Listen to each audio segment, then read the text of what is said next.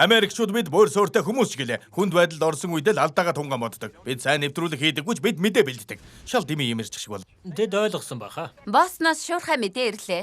Гэм тэргийн газар дээр байсан иргэнээс ярилцлага авцгаая. Захим орчинд энэ талаар шүүгч. 24 цагт 2 удаа хууль сахиулагчид мэдээллийг олон нийтэд дэлгэх шаардлагатай. Учир нь вебсайт Цахим орчин хүний амийг аюулд оруулж байна. Хүний ам аюулд ороод байна. Би зурагтаар энэ мэдээллийг хэлэхээс өмнө эхлээд үнэн эсхийг баталгаажуулах ёстой.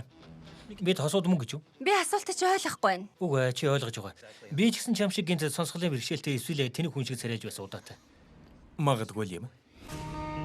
Хин нэг нь надад засгийн газрын нууц мэдээллийг өгөх гэж оролдсон. Энийг хууль бус байсан гэж мэдээгээр хэлвэл танах дампуур хүртэл их хэмжээний мөнгөөр торгуулах болно. Бидний хинэн чоронд орох ёсгүй. Санал нэг байна. Ухаан та бүсгүй. Гэхдээ бид энийг хийхээс өөр замгүй. Ёстой тэний хүүхэн байна.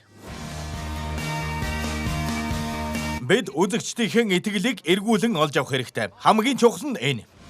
Бид бүх зүйлээ золиосолж байгаа.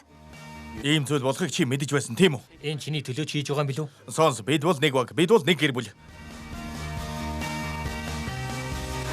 Гэхдээ шулуухан хэлэхэд тэр энийг хийсэн. Мэдээний өрөө.